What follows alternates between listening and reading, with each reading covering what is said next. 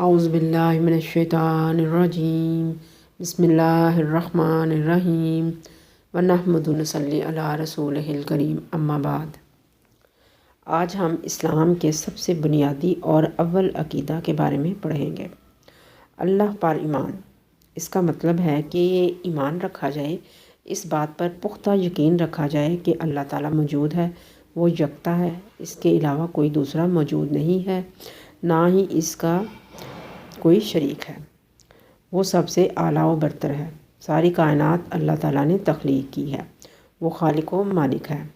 اور تمام کی تمام عبادات کے لائق صرف اللہ تعالیٰ کی ہستی ہے۔ یہی توحید ہے، اور تمام انبیاء نے اسی بنیادی نقطہ کی دعوت لوگوں کو دی۔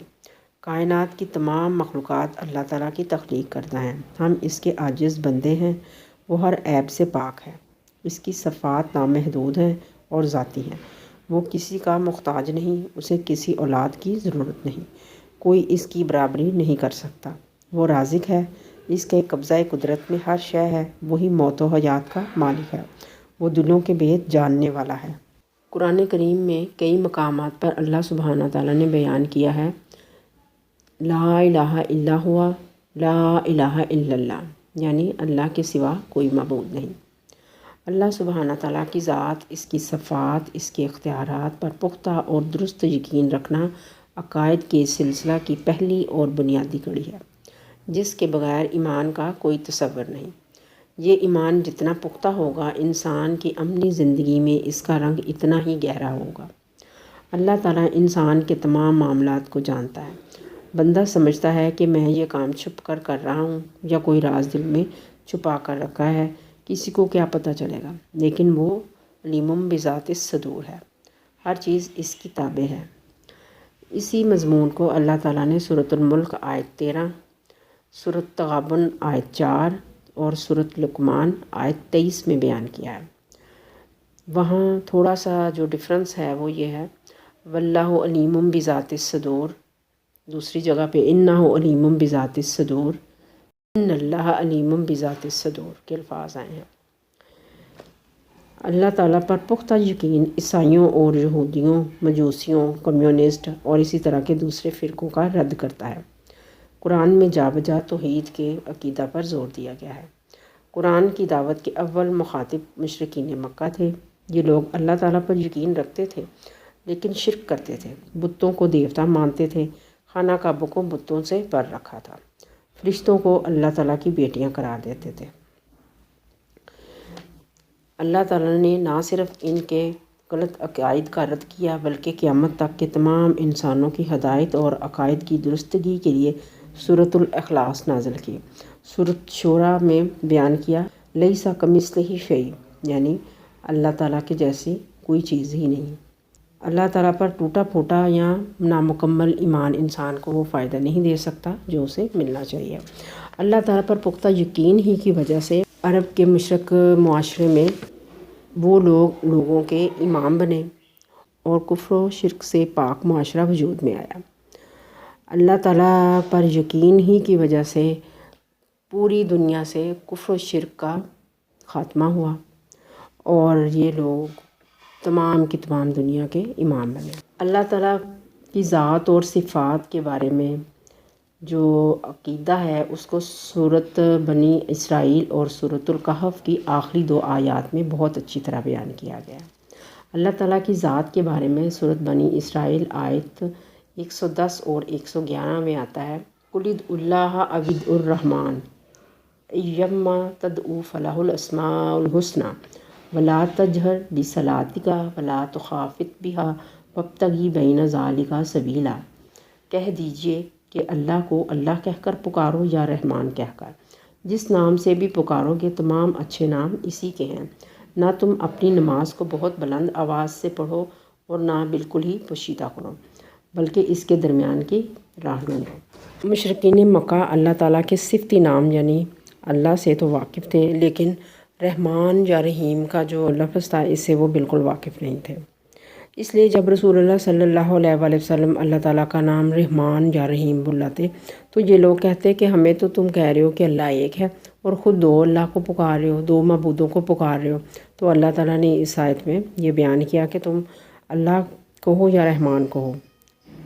ایک ہی ذات مراد ہے اور وہ دو معبود نہیں ہیں۔ اسی طرح اسی آیت کے بارے میں آتا ہے کہ ایک دفعہ رسول اللہ صلی اللہ علیہ وآلہ وسلم مکہ میں چھپ کر نماز پڑھا رہے تھے اپنے ساتھیوں کو، تو جب نماز پڑھاتے تھے تو آواز تھوڑی سی بلند کر لیتے تھے۔ مشرکین موقع قرآن سن کر اور اللہ تعالیٰ کا جب ذکر آتا اس کو سن کر عجیب عجیب قسم کی باتیں بناتے، تو اللہ تعالیٰ نے یہ آیت نازل کی کہ اپنی آواز کو اتنا اونچا نہ کرو کہ مشرکین سن کر اللہ کو برا بلا کہیں یا کوئی اور نازیبا کلمات ادا کریں، اور نہ ہی اپنی آواز کو اتنا پست کر لو کہ تمہارے صحابہ بھی نہ سن سکیں۔ اسی کے بارے میں ایک دوسری روایت آتی ہے کہ ایک رات رسول اللہ صلی اللہ علیہ وآلہ وسلم ایک جگہ سے گزر رہے تھے، حضرت ابو بکر صدیق رضی اللہ تعالیٰ عنہ کو دیکھا، وہ بہت ہی دھیمی آواز میں پڑھ رہے تھے نماز۔ تھوڑا آگے گئے تو حضرت عمر رضی اللہ تعالیٰ عنہ بہت ہی بلند آواز سے نماز پڑھ رہے تھے۔ آپ نے حضرت ابو بکر صدیق سے پوچھا تو انہوں نے کہا کہ میں دعاؤں میں مصروف تھا، اس لیے میں نے اپنی آواز کو پست رکھا ہوا تھا کہ میں جس کو سنا رہا ہوں وہ بہت دھیمی آواز سن سکتا ہے۔ جب حضرت عمر رضی اللہ تعالیٰ عنہ سے پوچھا تو انہوں نے کہا کہ میں اونچی آواز میں اس لیے پڑھ رہا ہوں کہ میں سوتوں کو جگاؤں۔ رسول اللہ صلی اللہ علیہ وآلہ وسلم نے حضرت ابو بکر صدیق سے کہا کہ اپنی آواز کو قدرے بلند کر لو، اور حضرت عمر رضی اللہ تعالیٰ عنہ سے کہا کہ اپنی آواز کو تھوڑا۔ حضرت عائشہ فرماتی ہیں کہ یہ آیت دعا کے بارے میں نازل ہوئی۔ سورۃ بنی اسرائیل کی آخری آیت میں آتا ہے وَقُلِ الْحَمْدُ لِلَّهِ الَّذِي لَمْ يَتَّخِذْ وَلَدًا وَلَمْ يَكُنْ لَهُ شَرِيكٌ فِي الْمُلْكِ وَلَمْ يَكُنْ لَهُ وَلِيٌّ مِّنَ الذُّلِّ وَكَبِّرْهُ تَكْبِيرًا۔ کہہ دیجئے کہ تمام تعریفیں اللہ ہی کے لیے ہیں جو نہ اولاد رکھتا ہے اور نہ اپنی بادشاہت میں کسی کو شریک رکھتا ہے، نہ وہ کمزور ہے اور نہ ہی اسے کسی حمایتی کی ضرورت ہے، تو اس کی پوری پوری بڑائی بیان کرتا رہا۔ اسی طرح سورۃ الکہف کی آخری دو آیات جو ہیں اس میں اللہ تعالیٰ کی صفات کو بہت ہی اچھے انداز میں بیان کیا گیا ہے۔ قُل لَوْ كَانَ الْبَحْرُ مِدَادًا لِكَلِمَاتِ رَبِّي لَنَفَدَ الْبَحْرُ قَبْلَ أَن تَنفَدَ كَلِمَاتُ رَبِّي وَلَوْ جِئْنَا بِمِثْلِهِ مَدَدًا۔ کہہ دیجئے اگر میرے پروردگار کی باتوں کو لکھنے کے لیے سمندر سیاہی بن جائے تو وہ بھی میرے رب کی باتوں کے ختم ہونے سے پہلے ہی ختم ہو جائے گا، گو ہم اس جیسا اور بھی اس کی مدد کو لے آئیں۔ یہی مضمون سورۃ اللقمان آیت 27 میں ہے وَلَوْ أَنَّ مَا فِي الْأَرْضِ مِن شَجَرَةٍ أَقْلَامٌ وَالْبَحْرُ يَمُدُّهُ مِن بَعْدِهِ سَبْعَةُ أَبْحُرٍ مَا نَفِدَتْ كَلِمَاتُ اللَّهِ إِنَّ اللَّهَ عَزِيزٌ حَكِيمٌ۔ اور اگر زمین کے تمام درخت قلم بن جائیں اور سمندر سیاہی بن جائیں اور اس کے بعد 7 سمندر اور آ جائیں تو تیرے رب کی باتیں تمام نہ ہوں، بے شک اللہ غالب حکمت والا ہے۔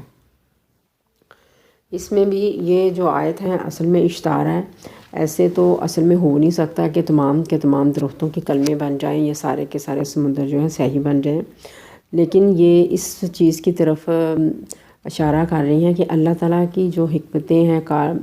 جو اس کی باتیں ہیں، جو اللہ تعالیٰ کے پوشیدہ راز ہیں کائنات میں جو باتیں ہیں، اگر اس طرح ممکن ہو بھی جائے تو یہ ختم ہو جائیں گی، لیکن اللہ تعالیٰ کی باتیں ختم نہیں ہوں گی، یعنی اس کی جو قدرت کی انتہا ہے وہ بیان نہیں ہو سکے گی۔ اس کو اگر دوسری طرح لکھا جائے، دوسری طرح آپ بیان کر لیں تو وہ یہ ہے کہ اگر واقعی ایسا ہو بھی جائے تو پھر بھی یہ ممکن ہی نہیں ہے کہ یہ ساری کی ساری چیزیں جو ہیں اللہ تعالیٰ کی بڑائی اور اس کی قدرت کو بیان کر سکیں۔ سورۃ الکہف کی آخری آیت میں آتا ہے قُلْ إِنَّمَا أَنَا بَشَرٌ مِّثْلُكُمْ يُوحَىٰ إِلَيَّ أَنَّمَا إِلَٰهُكُمْ إِلَٰهٌ وَاحِدٌ فَمَنْ كَانَ يَرْجُو لِقَاءَ رَبِّهِ فَلْيَعْمَلْ عَمَلًا صَالِحًا وَلَا يُشْرِكْ بِعِبَادَةِ رَبِّهِ أَحَدًا۔ کہہ دیجئے میں تو تم جیسا ایک انسان ہوں، میری جانب وحی آتی ہے اور سب کا معبود صرف ایک معبود ہے،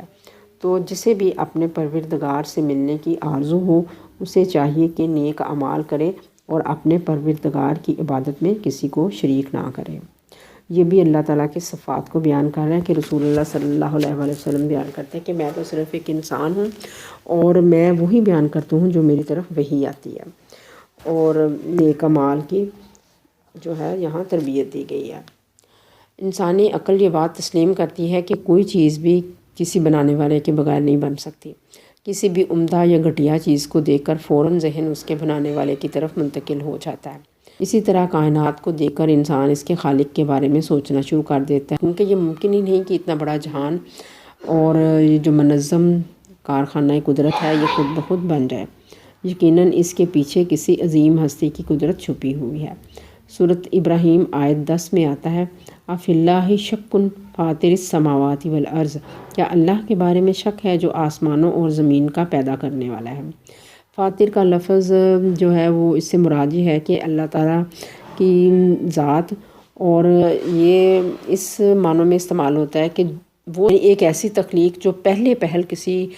چیز کو بنائے اور اس کے بنانے کے لیے اس کے پاس کوئی نمونہ نہ ہو، یعنی بغیر نمونے کے کوئی چیز تخلیق کرے۔ اللہ تعالیٰ کائنات کا نظام چلانے والا ہے۔ کائنات میں ہزاروں کہکشائیں ہیں،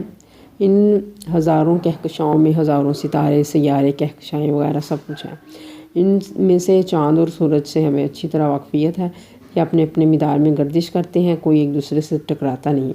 اسی طرح دن اور رات کے آنے جانے کا ایک منظم نظام ہے۔ اسی بات کو سورۃ یاسین آیت 40 میں اللہ تعالیٰ نے بیان کیا ہے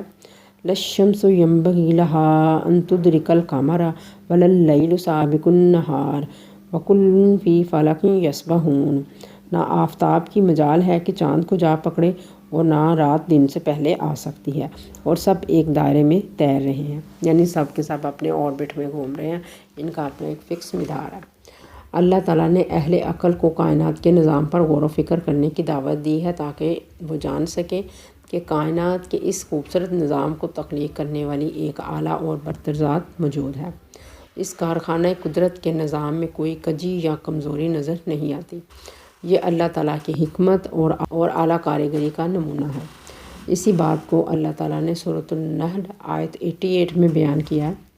سن اللہ الذی اتقن کل شیء، کاریگری اللہ ہی کی ہے جس نے ہر چیز کو مضبوط بنا رکھا ہے۔ انسان اللہ تعالیٰ کا شاہکار ہے، اللہ تعالیٰ نے اسے اشرف المخلوقات بنایا ہے، اس کی صورت اور جو اس کی ترتیب ہے وہ بہت ہی خوبصورت بنائی ہے۔ اسی چیز کو سورۃ الزاریات آیت 20 میں اللہ تعالیٰ بیان فرماتے ہیں وَفِي الْأَرْضِ آیَاتٌ لِلْمُوقِنِينَ وَفِي أَنفُسِكُمْ أَفَلَا تُبْصِرُونَ، اور زمین میں بہت سی نشانیاں ہیں یقین کرنے والوں کے لیے اور تمہاری ذات میں بھی، تو کیا تم غور و فکر نہیں کرتے۔ یہاں زمین سے مراد عالم اکبر ہے، یعنی تمام کا تمام جو کائنات کا نظام ہے وہ، اور انسان کی جو ذات ہے اس سے مراد عالم اصغر ہے، یعنی انسان کی اپنی ذات میں جو چیزیں موجود ہیں، اس کی سوچ، اس کے جسمانی اعضاء جس طرح سے ایک دوسرے سے مربوط ہیں، یہ ساری کی ساری سمجھے ایک کائنات ہے۔ اس لیے اللہ تعالیٰ نے اس مضمون کو بہت جگہ بیان کیا ہے۔ اسی اللہ تعالیٰ پر یقین کے سلسلے میں ایک آیت آتی ہے کہ جو شخص اللہ تعالیٰ پر یقین رکھتا ہے اللہ تعالیٰ اس کے دل کو ہدایت دیتا ہے۔ وَمَن يُؤْمِن بِاللَّهِ يَهْدِ قَلْبَهُ وَاللَّهُ بِكُلِّ شَيْءٍ عَلِيمٌ، اور جو کوئی سورۃ التغابن آیت 11 میں بیان ہے وَمَن يُؤْمِن بِاللَّهِ يَهْدِ قَلْبَهُ وَاللَّهُ بِكُلِّ شَيْءٍ عَلِيمٌ، اور جو کوئی اللہ پر ایمان لائے تو وہ اس کے دل کو ہدایت دیتا ہے اور اللہ ہر چیز کا جاننے والا ہے۔ اور جو شخص اللہ تعالیٰ پر یقین نہیں رکھتا وہ دائرہ اسلام میں داخل نہیں ہوتا اور آخرت میں عظیم عذاب کا مستحق ہوگا۔ سبحانک اللہم و بحمدک اشہد ان لا الہ الا انت استغفرک و اتوب الیک۔